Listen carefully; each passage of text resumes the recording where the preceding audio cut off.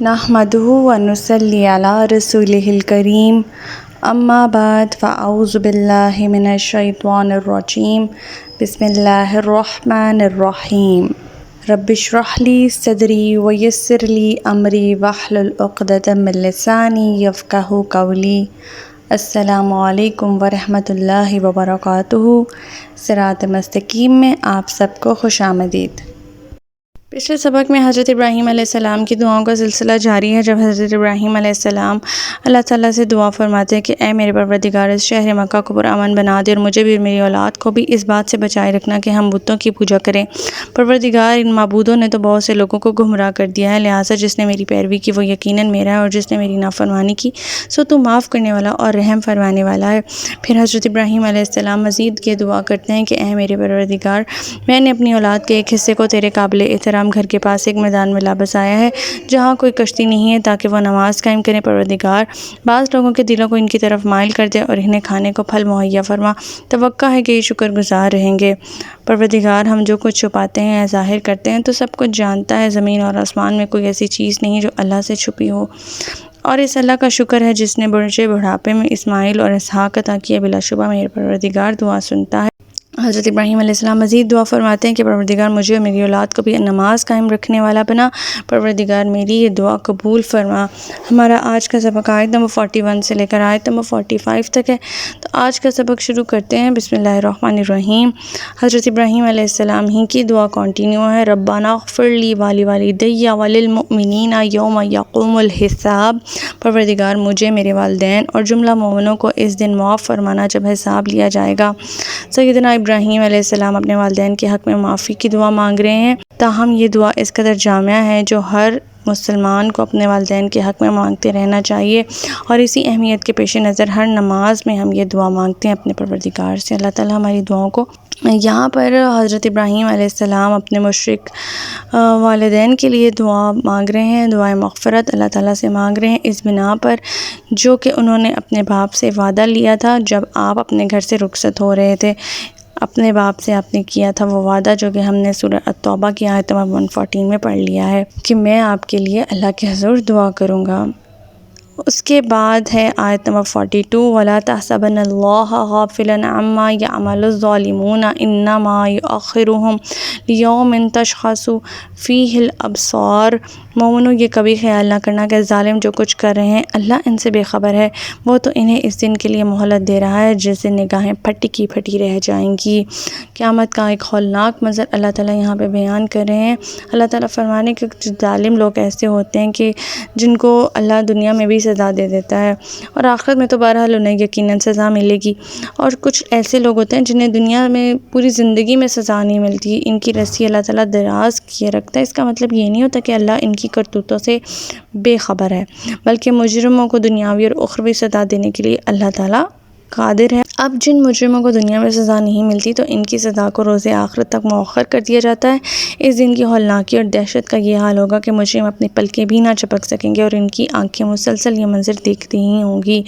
سیدنا عائشہ کہتی ہیں کہ آپ صلی اللہ علیہ وسلم نے فرمایا، تم ننگے پاؤں، ننگے بدن اور بغیر ختنہ اٹھائے جاؤ گے۔ میں نے کہا، یا رسول اللہ، مرد عورت ایک دوسرے کو دیکھیں گے نہیں؟ فرمایا، وہ وقت اتنا سخت ہوگا کہ اس بات کے قصد کا کسی کو ہوش ہی نہ رہے گا، اور یہ بخاری کی حدیث ہے۔ آیت نمبر 43، مہطعین مقنعی رؤوسہم لا یرتد الیہم طرفہم وافئدتہم ہواء۔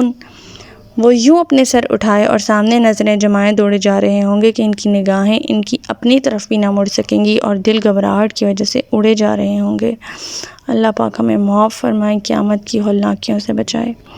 آیت نمبر 44، وَأَنذِرِ النَّاسَ يَوْمَ يَأْتِيهِمُ الْعَذَابُ فَيَقُولُ الَّذِينَ ظَلَمُوا رَبَّنَا أَخِّرْنَا إِلَىٰ أَجَلٍ قَرِيبٍ نُجِبْ دَعْوَتَكَ وَنَتَّبِعِ الرُّسُلَ أَوَلَمْ تَكُونُوا أَقْسَمْتُم مِّن قَبْلُ مَا لَكُم مِّن زَوَالٍ۔ اے نبی آپ لوگوں کو اس دن سے ڈرائیے جب عذاب انہیں آ لے گا تو اس دن ظالم کہیں گے ہمارے پروردگار ہمیں تھوڑی سی مدت اور مہلت دے دے، ہم تیری دعوت قبول کریں گے اور تیرے رسولوں کی پیروی کریں گے۔ اللہ تعالیٰ انہیں جواب دے گا کیا تم وہی لوگ نہیں ہو جو اس سے پہلے یہ قسمیں کھایا کرتے تھے کہ تمہیں کبھی زوال نہیں آئے گا؟ اس دن سے مراد یا تو ان کی موت کا دن ہے یا قیامت کا دن ہے، آخرت کا دن ہے۔ قریش کا قسم کھانا کہ انہیں کبھی زوال نہیں آئے گا، اس بات کا ذکر اللہ تعالیٰ فرما رہے ہیں۔ ان کا دل اس بات پر پوری طرح سے پختہ ہو گیا تھا کہ وہ کہتے تھے کہ ہمیں کبھی بھی ہماری شان و شوکت کو زوال آ ہی نہیں سکتا۔ دوسری طرف گنتی کے چند بے بس اور ناتواں جو مسلمان تھے جو ان کے ظلم و ستم کا نشانہ بن رہے تھے، اس صورت میں سرداران قریش کو کبھی یہ خیال آ ہی نہیں سکتا تھا کہ سارا نقشہ بھی الٹ سکتا ہے جبکہ ہم مجبور اور محکوم ہوں گے اور یہ مسلمان ہم پر حاکم اور بالادست ہوں گے۔ اسی کیفیت کو اللہ تعالیٰ نے زبان حال سے قسمیں کھانے سے تعبیر فرمایا ہے، اور یہ بھی ممکن ہے کہ کسی سرکش اور متکبر کافر نے یہ بات کہی ہو اور ایسی قسم کھائی ہو۔ آیت نمبر 45 وَسَكَنْتُمْ فِي مَسَاكِنِ الَّذِينَ ظَلَمُوا أَنفُسَهُمْ وَتَبَيَّنَ لَكُمْ كَيْفَ فَعَلْنَا بِهِمْ وَضَرَبْنَا لَكُمُ الْأَمْثَالَ حالانکہ تم ایسے لوگوں کی بستیوں میں آباد تھے جنہوں نے اپنے آپ پر ظلم کیا تھا، اور تم پر یہ واضح ہو چکا تھا کہ ان سے ہم نے کیا سلوک کیا تھا، اور تمہارے لیے ان کی مثالیں بھی بیان کر دی تھیں۔ اللہ تعالیٰ فرما رہے ہیں کہ حالانکہ ہم نے سابقہ امتوں کے انجام سے بار بار تمہیں متنبہ کیا اور تم پر یہ بات واضح کر دی کہ ایسا انقلاب آ سکتا ہے، پہلے بھی آتا رہا اور اب بھی آ کے رہے گا، اور ان کی قصے تمہاری زبانوں میں بھی تھے، ان کے ہلاک کردہ علاقے تمہاری آنکھوں کے سامنے تھے اور انہی کے علاقوں سے تمہارا گزر بسر بھی ہوتا تھا، لہٰذا یہ عین ممکن ہے کہ اللہ تعالیٰ تمہیں یہاں سے ہٹا کر دوسرے لوگوں کو لے آئے، اس کے باوجود اگر سرکشی کر رہے ہو تو اس میں تمہارا ہی نقصان ہے۔ تو ہمارا آج کا سبق یہیں تک تھا۔ اللہ تعالیٰ سے دعا ہے کہ اللہ تعالیٰ قرآن پاک کے احکامات پہ عمل پیرا ہونے کی توفیق عطا فرمائے۔ اللہ پاک ہمیں ہدایت دے کے جس کے بعد گمراہی نہ ہو۔ ربنا لا تزغ قلوبنا بعد إذ هديتنا وهب لنا من لدنك رحمة إنك أنت الوهاب سبحانك اللهم وبحمدك أشهد أن لا إله إلا أنت أستغفرك وأتوب إليك۔ السلام علیکم ورحمۃ اللہ وبرکاتہ۔